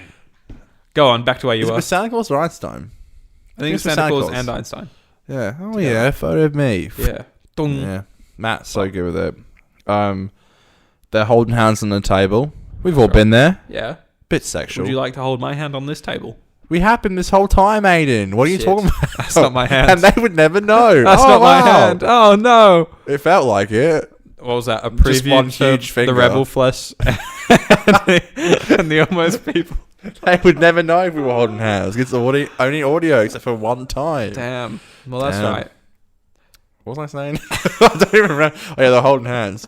Oh yeah, and it's like so after that they go to that American party. Matt's wearing a beautiful white tux. Marilyn Monroe's there. That's a lot of fun. Fun sequence. And they kiss just because they don't want to talk to him. They're just like, it's like, how are you because he does that with Amy and Rory as well when they're like, yeah. Do we have scenes of everyone making out? Well, the Kazran Abigail one I think is kind of funny. Because they're not just doing it because they're like, fuck yeah, sexy. They're doing it because they're like... Because she says, I've only got one more time. Well, I think they started kissing and then Matt came and then they were like, all right, we're just going to keep kissing and act like we can't hear him until he goes away. I disagree. You disagree? Oh, well, I take away from my it. Kazran Sardick. How dare you? What I take away from it is because the contemplation's like, I got some bad news, Kazran. Yeah. She doesn't say she's pregnant. She says, look, I've only got... And that'd be worse than her not showing up again. Ooh, mama. She says like... She doesn't... It's Oscar. She's like... Because she's only got one more turn left. Mm-hmm. So I think they're kissing because he's like, I don't want you to go. No, that's why they're kissing. But all I'm saying is... They don't stop because Matt's there. Yeah. They're like, oh, fuck, we're not talking to this cunt right now. He's like guys, please. Guys. Marilyn, get your coat. So he's married Marilyn Monroe. Fair enough. And then... I do like how Kazran knows he's only got one turn left. He's like, Doctor, all this shit's getting like old. Mm. Yeah. It was really good. I think it's fucking great. Like, and that's when I think Nick, like I said, she was doing work, so she wasn't really following the story whilst I was watching it. But that part, she did look up and she was like, oh, you know why? And she asked like a few questions because she was There's no shocks in this scene. Quite curious about it. Yeah, she was like, what? It's a good scene? Crazy. I think it is. That scene particularly, I think, was really... And I noticed as well, he takes off his, like... his bow tie. Sorry, is it a bow tie? It's like a... Yeah, dicky bow? No. Dicky bow kind of thing, I don't know. Yeah, whatever it's called. Either way, but he takes that off, and I know it's... Takes off his tie. Yeah, it's kind of like that. And then... I use this line a lot. What? I think it's really good in human contact, where it's not, like, coming off too offensive. Yep. I do say to people, I said, have I done something to offend you? Mm. I don't think Matt uses those exact words, but he said something to me. It's like, have I done something to upset you? But take this, kids, listening right now, and Aidan. If you ever feel like someone's a bit off with you, don't go, why upset with me? Why are you being like that? Just be like, why are you being like that, bro? Message him, or like go in person and be like, have I done something to upset you? Yeah. And he does that, which I noticed, by the way. He's like, nah, it's just getting old, you dickhead. You guys are so in touch. And then, I don't know why Matt doesn't know that she only has like one day left, but I guess he didn't know that. But he's like, take the Sonic, you might need it. He's like, I won't ever need you. Yeah. All right, jeez. Who are you, my ex right now? Fuck. Shit. Yep, that happens. Yeah. But Confirmed. Anyway, I do like how it's the young Kazran with, sorry, what's the actor's name? He's fantastic. I'm sorry. So young Kazran? No, Michael Gambon. Yeah, I love how it's actually him playing his father. Yeah. Not That's old cool. Kazran. I love how they do it in TV. Like, I know Will Arnett does that when he plays Barscotch Horseman. Yeah. He plays his father as well. Yeah, BoJack Horseman. Yeah, I do love that. There's this one of my favorite shots in Doctor Who, and I don't know how the fuck they did it. Is when Kazran puts the Sonic into the cabinet, and then it goes old. Yeah, how the fuck did they do that? That's such a beautiful shot. I genuinely don't know. I such a good shot, and it doesn't cut. Yeah, I don't know how they did it. Yeah, it's so good. It's either like, you could say the standard. Oh, they tilted the camera down, and then they held it there, and then they quickly. I guess they put could it all have on, done that. change the lights. They could have, but there's just such a that was smooth. Like there wasn't a single thing out of place. Such a beautiful shot. So it is a thing where I'm like, maybe they did it a different way, where it might have been like VFX in a way, or maybe a little thing I did know as well. Like there's all the souvenirs from where they traveled. Like there's an Empire State keychain. Yeah. Like under all the Sonic and stuff. It's little things like that just make the episode so beautiful. Yeah. Excuse me, jeez. Jeez Louise. So there was the ghost of Christmas past, present, and then the future is Amy, and then for some reason everyone on the ship is singing. That's present. Oh yeah, shit. That's the present part. Oh yeah, sorry. The future is sorry. Yeah, the present. It kind of confused me how like the episode. It spends the last 10 minutes. It does the present and the future. Gets a bit rushed so quickly. But it also doesn't need to be anything more than that. I agree. But it's like if you're gonna use the whole Christmas Carol storyline, it's quite jarring. They sing Silent Night. I hate when holograms look all green and shit. And Doctor Who holograms in particular. Yeah, Roy runs in at some point and he's like, why are you a Centurion or some shit? It's like... Yeah, it just... Yeah. It's this weird green colour. But that's nice. Beautiful song. But the whole, like, future young Kazran scene, I think it's like... What I take away from it is, like, what if I saw my future self? Would I be happy? Yeah. That's the thing I took away from it, and man, does it fucking impact! And he goes to hit just like his father did. Yeah, hit him like it's. So I think good. I spoke about this on the show once before. Either that or maybe it wasn't on this show. I don't know. You can tell me. But my 100th YouTube video I ever made, I was having I did not know what to make it about, and at the time I was doing uploads every Friday, so I had like a deadline to get it done for, and I ended up sort of making the video a little bit about me making it. So whilst it kind of does have its own story, it also has like a bit of behind the scenes aspect of me like struggling to make it. And one of the things I do in the video is I call up my friend Jonah, who lives in Melbourne, and I was like, from Top Deck, who was actually in Perth last week. Hung out with him for a day, which was lovely. No shit. He came. No shit. Yeah, it was lovely. How long has it been since you've seen him? 3.5 years. No shit. Yeah, crazy. Fucking crazy. What did you do? We went and got a drink at the Avery, and then we went and we played. Had a couple of drinks whilst we played some pool at a pool bar, and then we went and because that was all in the city, and so then I drove to where we live, which is like 35-40 minutes, quite a trek away from the city. Yeah. In any direction, not to because we don't want to concern Conor. We don't want people to track us down. Fuck you. But in any form with the radius of Perth City, we live. It could be north or south. Who knows? Or inland. You never know. Inland, so I took him and showed him around this area and took him to the beach, and we just hung out on the beach for a bit. This is Conor's house. This guy did the podcast with. Yeah, this fucking. Did you say that when you went past my house? I didn't go past your house, but that's tough. He did say he was like, "Oh, you're doing a Doctor Who podcast now." Yeah, I'll take it past your house. Like, this is his house. I'm like, hi guys. No, that's tough. Anyways, what the fuck was I saying? Oh yeah, so.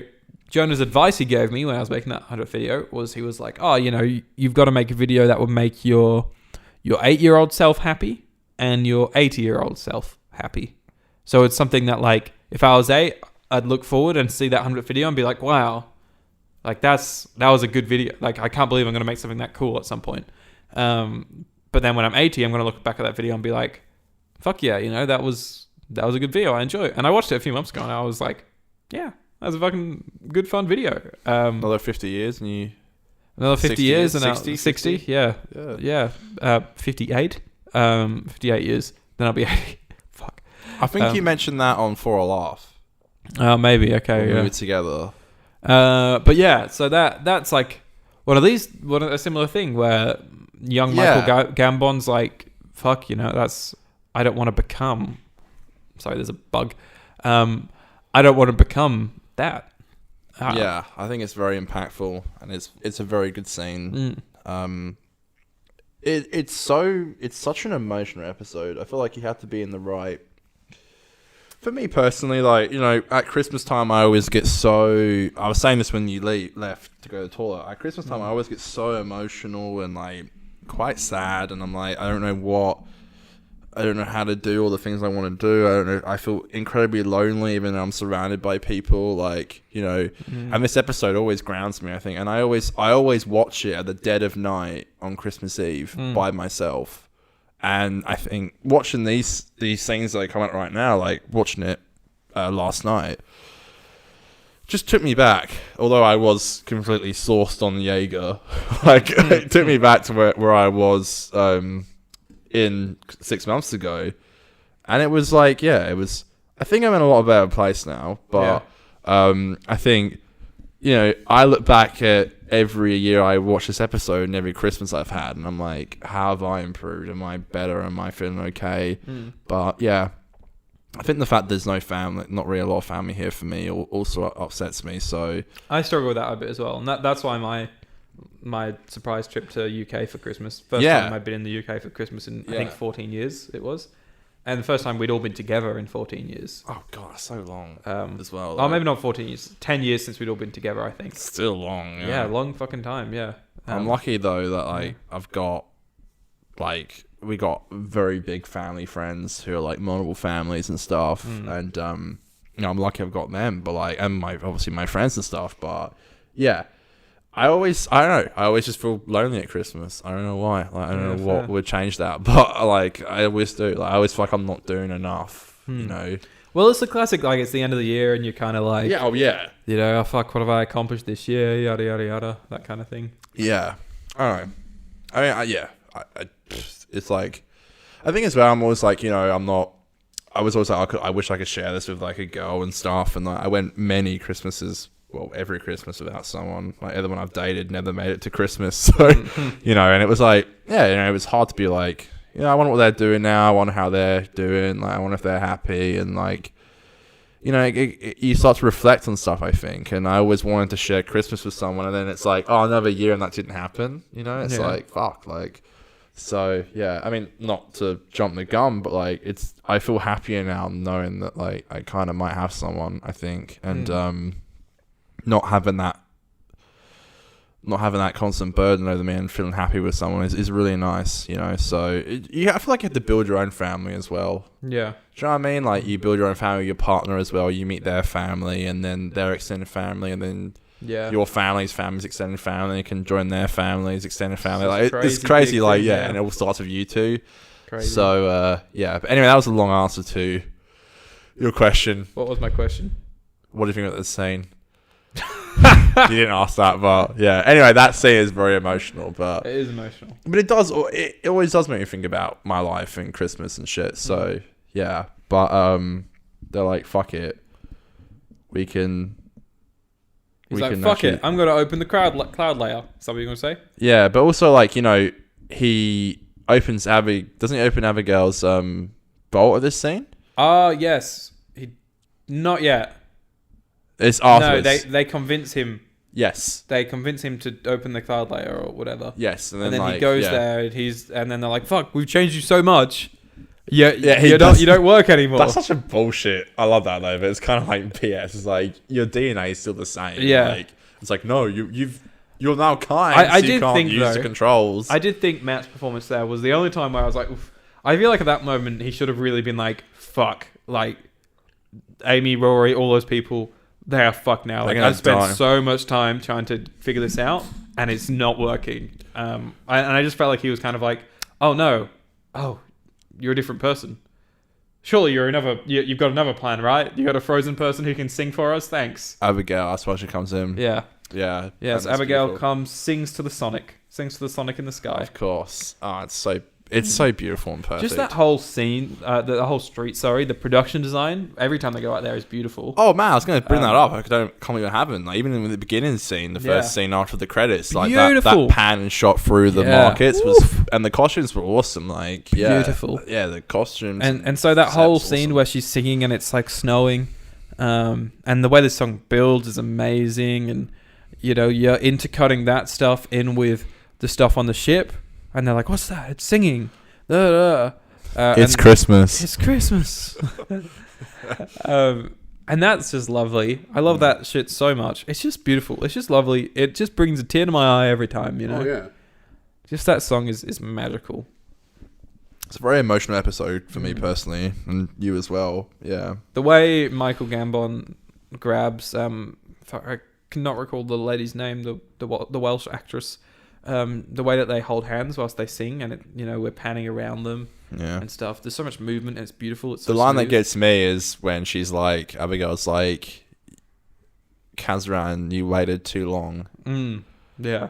Because he could never bring her back. It's like, fuck you. This is so sad. Mm-hmm. Like, it's so, like, and I love how the episode ends and like he goes off with young Kazran, and then obviously when the TARDIS materializes, you do see the original slave for the shark, so they can use it one more time. But like the most beautiful and saddest thing of all, and it's what Amy says, it's like, it's their last time together, and you never see them saying goodbye. Yeah, no, man, I think that's shit. Great. But it's beautiful. I love that, and that shit is so fucking sad. Yeah. Like, it's their last time together. So sad. And it's so sad. Like, yeah, I do like how finally Amy, Rory, and the Doctor get a scene together. I like how the Doctor's like nozzling a snowman with a carrot in its nose. Yeah, it's fun. It's like I've been seeing a lot of these, and the Doctor's like, yeah, I've been busy making some snowmen. And then Rory goes in the TARDIS, and he's like, Marilyn Monroe's on the phone, and it sounds like the real Marilyn's like, tell her I'll call her back or some shit like that. And then Amy's like, it's their last night together, isn't it? And he's like, yeah, everything's got to end. But then new things begin again, and that's always happy. That's from Peter's Christmas one. That's it. Yeah, the one good thing about that episode that I can remember. That's such a beautiful scene for Peter. Yeah, but yeah, he's like, things end. That's not from this episode. But then he's like, oh, everything's got to end, otherwise new things won't happen. Yeah, something like that. But yeah, it's very sweet. And then he does the classic, like, halfway out the dark. Dun, dun, dun, dun, dun, dun, dun, dun, dun, dun, dun,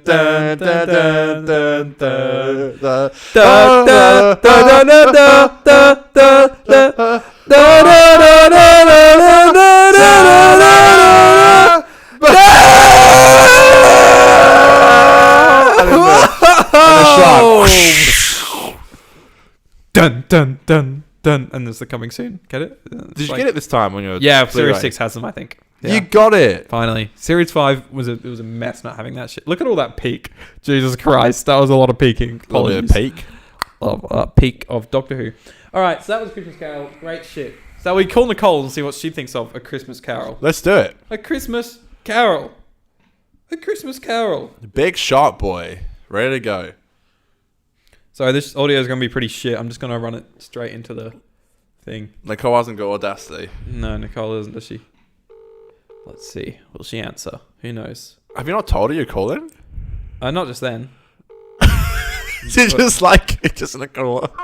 Hello. Hi. Oh, now is not a good time. Why not? What do you think of flying sharks in Doctor Who? Flying Shark Boy, what do you think? Flying shark? Yeah, do you remember you looked up and there was flying fish and flying sharks and you're like, Aidan, what the fuck are you watching? Yeah, it reminded me of Sharknado.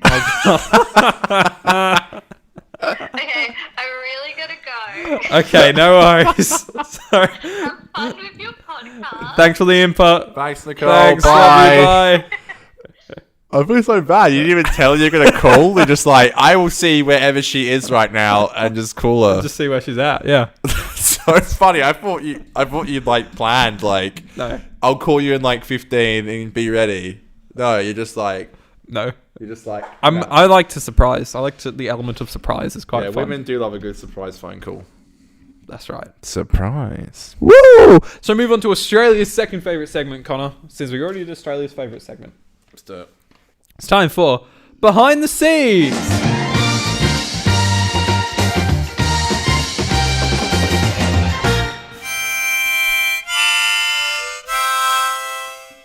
That's a lot of pain. Thank you. So, Stephen Moffat, when writing the episode, was typing away to Christmas music in April whilst he was writing it. Isn't that beautiful? I hear he does this. Isn't that pretty? Here's a classic Moffat thing that made me chuckle. Mm-hmm. His inspiration for this episode is the fact that he had a fear of sharks when he was a kid. He had a fear of sharks that had learnt to swim out of water. He was terrifying as a fucking kid, wasn't he? Why? Like, he was terrified of everything, apparently. Wooden creatures, bloody weeping angels, everything. Man, Moffat, you're so good. We send our love to you, Moffat. I love the way that he takes a fear from his childhood and just turns it into an episode. It's great. Yeah. So, what's her name? I want to say Michelle Jenkins. Last name's definitely Jenkins. The Abigail from the episode. This was her first ever acting role. Wow. She never wanted to act. Isn't she an opera singer? Yeah, I think so, yeah. Yeah. She never wanted to act, and she didn't have any intention to. But when Doctor Who was brought up to her, she was like, oh, yeah, that sounds interesting. I'll give it a try. She's actually really good, though. She's really good. Wow. Really good, yeah. I didn't know that. So, you got 3 guesses. Okay. Okay, Connor? I'm going to guess it first time. What's the name? What did they call the shark on set to keep it a secret so no one knew what they were talking about? What was the name? It's like a human name. It can't be Bruce because that's too obvious. It's not Bruce. That's what they call. I'll give you a big hint. Okay, on your last one. You got to do 2 normal guesses. Can't be first. Bruce. Maybe a human name. Yeah. Oh, Alex. No. Okay, what's the guess? No, you got one more guess, and then I'll give you the hint. And you get one last guess. Can't be Bruce. Maybe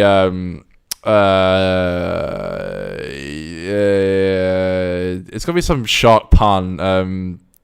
Okay, I'll give you a one. Okay, here's a hint. Okay, there's 2 characters in the RTD era with this name. Oh no, there's one character in the RTD era with this. Or is it Jones? No. There's, I think, one character in the RTD era with this name, and then one character has a name that sounds exactly like it, but isn't actually that name.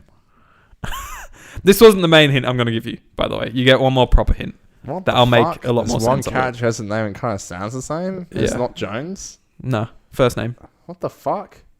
Just take a guess. Random guess. Mickey, because Ricky and Mickey. No, that was a pretty good one though. So that was a good guess, to be fair. Yeah, Mickey good job. Well done. Thank you. Your last guess. Sorry, your last hint is Series 1, Episode 1. Series 1, Episode 1, but that's like Jackie, Mickey, Dr. Rose, Clive. Yeah. No, surely not. And I was thinking of Clive Clyde. Clive Langer. Is it Clive or Clyde Langer? Clyde, but yeah, so that's why I thought they sound the same. Yeah, of course. Yeah, Clive. Yeah, so bloody Clive is what they called the shark on the set. Clive. Here's something cool that they did. So obviously, they had like a sled on a green screen for the sled stuff, and they had people rocking it backwards and forwards. Mm-hmm. But they couldn't shoot underneath it for restrictions. So for safety all the restrictions? stuff, I think it was just like physically impossible to shoot underneath it or something because it was like heavy and because it wasn't on like an axis. I think it was just on like the floor and people don't break those BBC cameras. Damn. So what they did when they had to shoot underneath it was they used a miniature for it, which I thought was cool. A little miniature sleigh. Awesome. That's pretty cool. And last little thing, you guys probably all saw it. This is the first time Arthur Darvill is promoted he gets promoted as main cast in this episode. Ironically, so he's in the credits. He's in like the opening credits. Yeah. Oh, cool. Ironically, not in this episode very much. No. But yeah, That's it for behind the scenes. Not much. Before we forget, I did kind of tease this. Go on. Before we go on to just Twitter things. Yeah, baby. Unless you want to do just Twitter. No, I'll get them ready. You start talking. Okay. I kind of teased this. Aidan and I have met Arthur Darville. Actually, we met him at con. Shit. We never said this. Yeah. I don't even know if people like Dylan know this, but yeah, we met Arthur Darville at a Comic-Con, and I filmed a vlog out of it. You crazy? You did, yeah. We got I got a signed. Did you get a signed picture? Yeah. You got a signed picture. Yeah, I literally I woke up in the morning and I watched him in Broadchurch. Yeah. And then I remember before you went to say hi to him, he sneezed. Yeah. And you're like, if I get sick, I've got the same flu as Arthur Darville. I remember getting jelly legs. It was it was crazy. Yeah, he signed. I didn't get I've still got mine. Isn't yours in your room or something?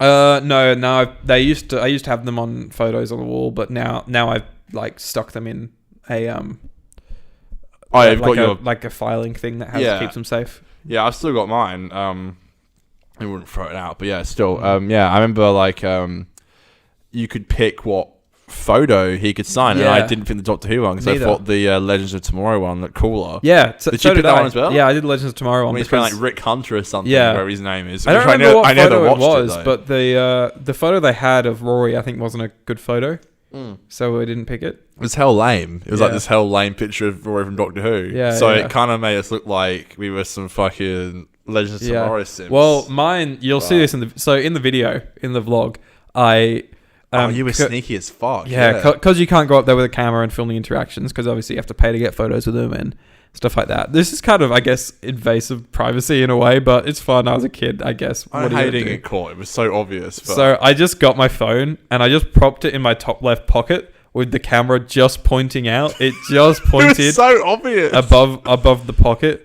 And I just like walked up, and I remember it being really weird because I like shook his hand and I was like, "Hi, yeah, Broadchurch, Doctor Who, Legends of Tomorrow, love all what you do, man. Love it all, it's good stuff." And he was like, "Thanks, man, that means a lot." Sure, he heard that from everyone, by the way.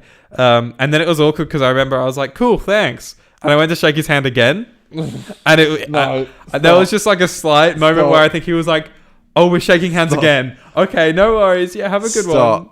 Stop. Not a shaking hand story. It's a double handshake after he sneezed. He did sneeze, and you're like, I might get the same. That's why I wanted it. Yeah. That was it. I don't remember all what I said to him. It was like I've only met like 2 people I actually care about in my life. One was this year when I met Illy the rapper, and I like my legs turned to jelly, and he literally said to me, he's such a sweet guy. He signed my vinyl, and he said to me, he said, "You sound British. Are you from London or like UK or something?" No, what did he say? He was like, "You sound you sound British." He's like, "Where are you from?" And I said, "Yes."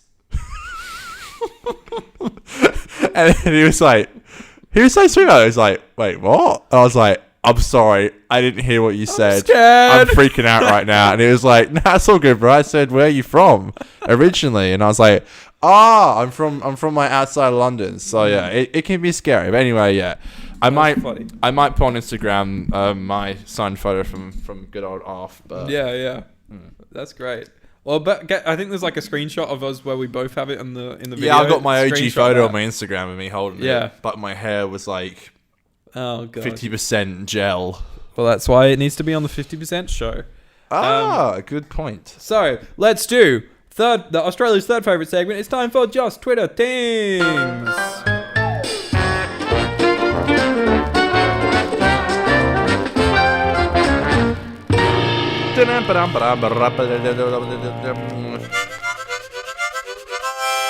Oh, fuck me, that was wild. Thank you. Just Twitter Things is a segment where we like to hear from you guys. So if you want to send in your reviews for future episodes of the show, hit us up on @50doctor on Sorry. Inappropriate. @50doctor on Twitter and Instagram. I run the Twitter. Connor runs the Instagram. I do. We usually post about it a couple of days before and get your review. So I've got a few here over on Twitter. Vinny, she says, "I think it's widely considered the best Christmas special, isn't it? I've not seen it since it aired, I don't think, but I do think it's defo the most Christmassy of the Moffat specials, I agree.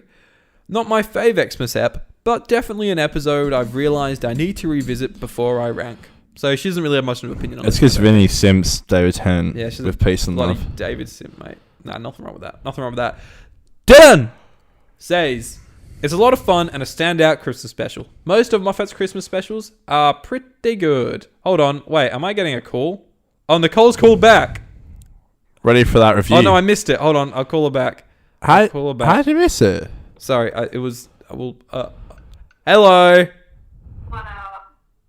Did you have more to say about A Christmas Carol? Yeah, because I'm done doing what I was doing. Okay.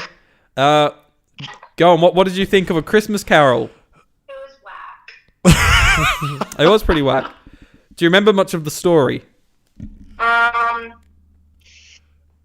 Dumbledore. Yes. Yes. That's right. A abominable snowman. And a snowman. What? At the end, there's a snowman. Snow woman that's frozen in the freezer. Oh, she's talking about Abigail. okay. Right. Yeah. Yep. Yeah, that bitch. Snow woman. Snow She's a woman. lovely woman. Snow woman. He was a little boy and used to get beaten by his dad. Yep. Yeah. His daddy. That's a children's TV show. Remember this? Jeez, look at that. Oh, hi, Conor. Hi, Nicole. How are you? I'm good. How are you? Yeah, I'm alright. I'm okay. You know, doing okay. Oh, okay. I could get deep, but you know. Shit. That took a turn. Then, and then that Abigail person sang. She does sing. You didn't Good like that singer. part, did you? You were like, what the fuck's going on? Listen, when I'm trying to do work and I look up and I hear this song and Albus Dumbledore looks like he's about to like consume her.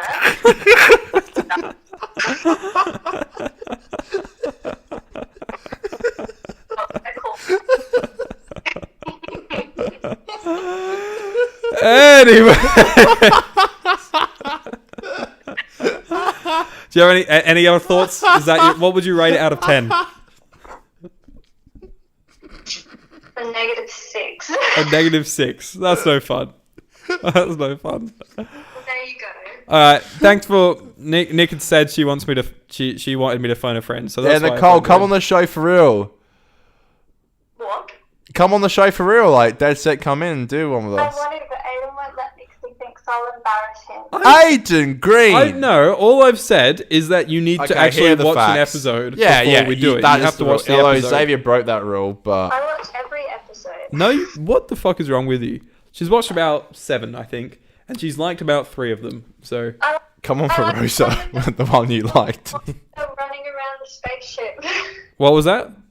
I like the one with the little monster running around the Oh, the spaceship. Pating. Yeah, she liked that was it. The Pating. Yeah, she watched Rosa with Yeah, me, Rosa Rosa and the Parks, Pating, and then the Saranga Conundrum. That's yeah. like Wait, the little, does he years like away. eat stuff? Yeah, he eats Yeah. things. Yeah, Nice. Yeah, he's like a little Stitch. probably the worst episode of Doctor Who Little history. Grogu. Yeah, little Grogu. Little Grogu, yeah. Cheeky Grogu, yeah. 1 out of 10. All right, thanks for stopping by, Nick. Thanks, Nicole. Hopefully you can watch an episode soon and you can come on. Yeah. I will. I'll come on one day. Bye, Nick. Okay. Bye, love you. Bye. Papa bless. Bye. Bye. That was a great review, actually. I don't think I've laughed that much in a while. A -6 out of 10 is what Nick gave it. So does -6 mean 6 out of 10? Or? No, it means -6. Oh, -6. Yeah. So it's like below 0. Yeah, so it's like 0 out of 16. Wow, that's tough. That's a weird way of saying it. That That is tough. That is tough. Anyways, sorry, back to, I think I was reading Dylan's review. I don't remember. I think. Hold on, just let me get the tweet back up. Bit Welsh. So Dylan said, I'll go from the top. It's a lot of fun and a standout Christmas special. Most of Moffat's Christmas specials are pretty good. I even like Dr. the Widow and the Wardrobe to some extent. Whoa. I remember watching the preview of this episode on Children in Need night, not Comic Relief. Is that because we get them mixed up a lot? Probably. I don't know. He clarified. And being really excited about the episode. The episode itself is incredibly atmospheric. Michael Gambon is incredible, and Matt really suits the Christmassy tone. I agree. I sometimes wish Amy and Rory got more to do, considering this is their only Christmas special as companions. I like the supporting characters. I like the weird Victorian futuristic world they live in. I agree. I fucking love the sharks. seriously, sharks. So yeah, it's a pretty decent Christmas special, and just maybe, my second favorite Christmas special? ? 8 out of 10. And I said, curious what your favorite is, and he said, Husband of Rivered Song. And then him and is it Jacob that has the podcast?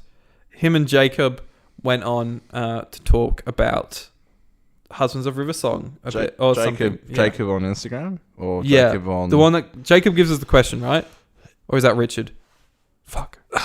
No, you keep saying Richard Hind because you think it's our friend Richard Hind.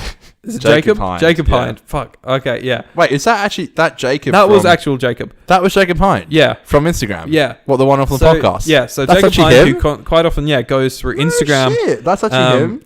Has a Twitter. Well, he used to have a podcast called... He used to? What happened? Ramble Road. No, but they've renamed it now to... Now That's What I Call Comedy. Okay, that's why that's who commented on that was... Yeah. I was like, who the fuck was that? So go give Now That's What I Call Comedy a follow. Now That's What I Call Comedy also said in a review over on Twitter. It goes, Jacob here. Thought I would use Twitter this time. So it is Jacob, Bit rude because he sent me one as well. Bastard. It'd be funny if it's the same. He's just like, Jacob here. Thought I would use Instagram this time. I can't believe it's him. Like crazy. I can't believe that. That's crazy. This episode is good, and most importantly, is just a fun episode for people to watch at Christmas. 7 out of 10. So my question: if you could be a fish, what fish would you be? I don't know. I got two options. Go on. Not strictly standard fish. One is dolphins. Dolphins are by far my favorite sea creature. Just the way they just fucking jump out of the water, and they're always happy, having fun. Everyone, it's like the only fish that you kind of want to cuddle. That's true. I like that. Yeah, they're cute, lovely. They got cool sounds. Love them. Other one, I guess it's not controversial, but it's controversial because it's like, oh, you're a bit risky being one of those. A shark. No, being an orca. The way they go to like a killer whale. So the way they go to like really cold places, they're swimming around, fucking jump out of the water. What do they do all day? Looking Just awesome. Swim? That's what all fish do, buddy. Yeah, but they swim No, slow. but they like talk to each other and shit like that. It's like bloody Dory from Hi Finding mate, Nemo. what are you doing today? Nothing. Swimming. Same as yesterday. Yeah. Checking in tomorrow. Just gonna swim at the coast. I don't fucking care. That's a good one though. I like that. Yeah, I think killer whales are cool, but mainly dolphins. I don't want to be a shark because sharks scare me. Sharks and we are actually real could bitches. die from a shark because we live in Australia. Mm-hmm. I don't know. Maybe like, I feel like a prawn would be pretty cool. A prawn. Yeah, I mean, like a crab or something. You want to be A crab or a prawn? I don't know. I feel like they're gonna die easily. no comment. I don't know. Maybe like a what's a fish my parents used to really like? You make a good like clownfish. a skippy fish. Make a good clownfish. I look like a gun. Clown. Clowns. Yeah, I get it. Maybe like a pelican. That's a bird. Shit. There's a bird. I can stop It's a water bird, kind of, I guess. Is that it for you? That's it for my Just Twitter things. Well, Jacob sent to me. I sent my review on Twitter, and since I sent it, I've been thinking a lot about how questionable the Doctor is in the episode. By the way, this is what I was talking about before. Mm-hmm. And now that we've spoken about it, and now that I've got my nostalgia out of the way, this actually does make sense. He said he goes back in time to interfere in this person's life and drastically changes his personality. Kind of reminds me of the Time Lord Victorious and how he's changing time to what suits him better. That kind of makes sense. He does kind of fuck with time quite a lot because he Yeah. messes I think up it's with... like, though, if you look into a lot of episodes, I think you'll find a lot of shit like that. Well, before you finish that sentence, Okay. what are your opinions on the Doctor's morals in the episode? So continue. Well, I think his morals are in the right place. I think it is a thing of like, oh, he's changing someone's personality for what he thinks is better. Might not be better for that person.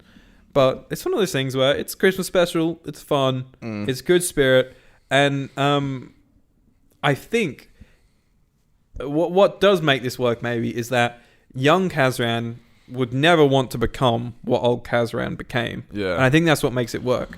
Yeah. Because he's showing himself what himself 50 years in the future is going to be like, and he's been kind of in a way being like, you can be better than that. You don't need to be that.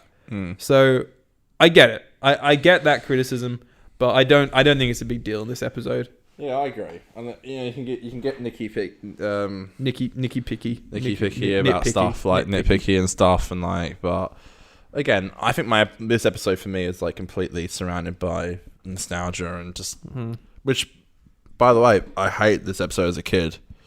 Yeah, so did I think. I hated it until I got older and watched it, and I was like, "What the fuck was I sleeping on? This is so good." Like, yeah, it was like. But yeah. Yeah, thank you, Jacob. Anyway, thank you. Any shiz to read the next ones? Who have we got next over on Insta? Literally no one. No. Apart from Dylan, who said... No, he didn't say anything. Everyone was replying to me about the poll I put up, because I put up a poll saying what is which was pretty much because I thought it was. I pretty much just said, is Christmas Carol the best Doctor Who episode? Sorry, best Doctor Who Christmas special. And 7 votes for yes, and 9 votes for no. So a lot of people disagreed, but I voted for yes, and you did as well, Aidan, I saw. Friend of the show, Josh Snares, voted yes, but a lot of people said no. Just because he voted on our poll doesn't make him... I'd love him to be friend of the show. Friend of the show. But I just don't know if if he thinks mutually that we're all friends. Well, he does follow me personally on Twitter, so... fucking hell. Anyway. He follows the 50% podcast on Twitter. He does as well, yeah. He does follow the account. I think he's just, he's just a nice guy who's trying to support smaller channels, which I think is really sweet. He's a good bloke. Yeah, Xavier sent me the best of them. And then Dylan said, Husbands of River Song.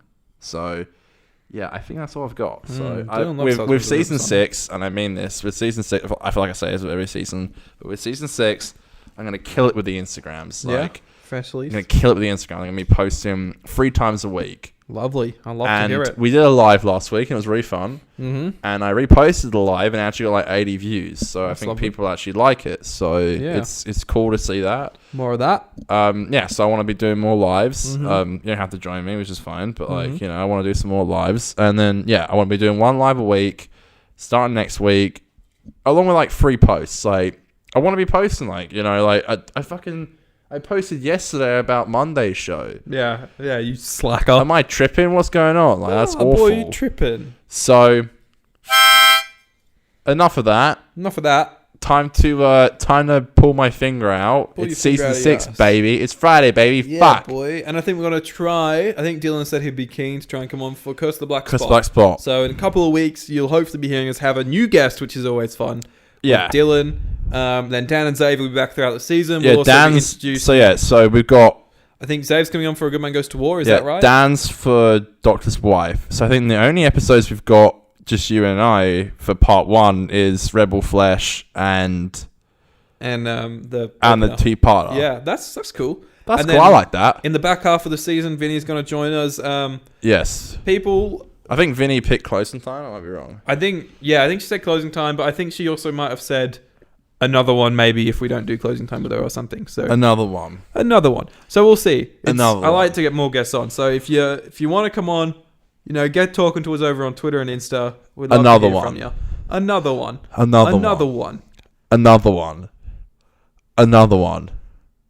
So how many do you want? Let's make that another one. Get out. Thank you. Conor, what's your rating? What's your rating for Christmas I'm going to give Carol? this episode my favourite Christmas special of Doctor Who of all time. Yeah, baby. A 9 out of 10. Whoa, round of applause, baby. What is bad about this episode? Nothing wrong. What is bad with this episode? You know what? I'm going to back you there. I'm going to back Friday, you there. baby. Fuck. I'm going to give it a 9 out of 10 as well. Hey, yo. Woo. So the soft, kind of unofficial start to Series 6, off to a good start. It's a flaccid start to Season 6. Yeah, that's right. It's another word for soft. Which, unironically, it's going to get hard because there's a lot of cum. That's true. In 6A. I'm glad we're going to review the cum episode together. Yeah, that's fun. Yeah. I'm excited because that's the week. That's like the week before my holiday. So there you go. I was kind of worried that Dan was going to come on for that one, and I was like, oh, no, nothing against Dan. Nah, Dan. But that's got to be some serious. Dan's going to get us cancelled. Yeah. I'm surprised we're not cancelled from that last episode. Yeah, that was bloody. Nah, he's on for Doctor's wife. Cool. Well, that's weird having him on for a good episode. Well, is logic good? I feel like it's just okay. No, but he's usually on the shit episodes. But that's what I'm saying. Doctor's wife. It'll be. Well, I didn't like it as a kid, so let's see how I feel about it now. I didn't, but I remember watching it last time, being like, "Fuck yeah!" For sake. Fuck yeah. Sorry. Yeah. No, I'm excited. At least we have like 2 episodes this half season together. Yeah. And then I'm gonna watch Good Man Goes Somewhere on holiday, so I'm excited for that. Fuck yeah. Are you on holiday? For how long? Oh, I'm only in Mott River for like 4 days. Okay, so we'll be able to figure out. Oh yeah, that won't be an issue. Banging. Worst comes to worst, I can always film down there, but I don't think that'll be an issue. But yeah, I'm only there for 4 days. I literally leave on the Friday and come back the Monday, so I really don't think. I'm doing that sometime soon as well. Nice. Who are you going with? The big squad. There's like 15 of us also going to Margaret River. No shit, the big squad. The big squad. Am I thinking of who I'm thinking? Yeah, baby. Hey, what date? Shit. Wait, what dates are you going? July 6th. No, July the... Why? That would be really fun if we had the same dates. Are you going in July? Yeah. Okay, we're going July the 16th. Okay, no. Till 20th. We're going the 2nd to the 5th. And we got you go before me. Yeah. We got a big house just in the middle of the bush, so that's lovely. You only have 4 days. Yeah. That's pretty much what I do as well. Same as you, Friday to Monday. I know, but 18th to the 20th, it sounds better. That's only 3 days. 21st. Sorry. That's good. I'm glad you're going. I'll have to work around your schedule and you have to work around mine. That's all of it. That's all the fun. It sure is. That's all the Thor, Love and Thunder we have for you today. Aidan's going to be on the Broken Shackles on those days, kids. So don't PM him because he might call you a twat. These Broken Shackle beers that I've been having, I only have them. They're a bit more expensive, so I only have them if I'm really feeling like something different to the normal 150 lashes that I drink, or they were the same price as 150 lashes when I went to the bottle shop today. So that's why I went and bought a good carton, good 12 of them, good 24 of them. Sorry.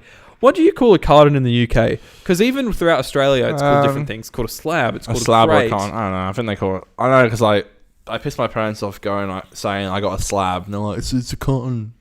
I don't know. I think they call maybe carton's the English one. A carton, a box. I don't know. Yeah, box. I don't know. Let us know. Comment below on the tweet stream. On the tweet stream. On the tweet stream to English Twitter people. What do you call a carton of beer in Twitter? My bladder is going to literally explode. Let's end the show. It's literally going to explode. I have no time to edit this episode, and it's 2 hours long. Well, I feel so bad. I need to really piss right now. Okay, well, guys, thank you so much for listening. The fuck? What? Nothing. Kind of just checked his phone and was like, what the fuck? Let's wrap up the show. Thank you so much for listening, everybody. Follow us on Twitter and Instagram at 50Doctor, and we'll see you next time as we kick off Season 6 with a bang with the Impossible Planet and Impossible Astronaut. That was a mistake. Impossible and Planet. Day of the Moon. It's a full moon from Aidan. That's right. My ass cheek's coming right out. Conor, do you have your ruler? Yes. Shit. Ready? I'm ready. 3, 2, 1. Go. It's Aidan and Conor's podcast. They're doing Doctor Who review. Doctor Who review. Time for the cum season. Do you reckon, because Moffat always makes his things really sexual, do you reckon we missed out on a cum joke? Do you reckon just the fact that Series 6 is very cummy is all just Moffat's sick game? Well, I don't know. All I was thinking then doing that was if Dylan hates our song still.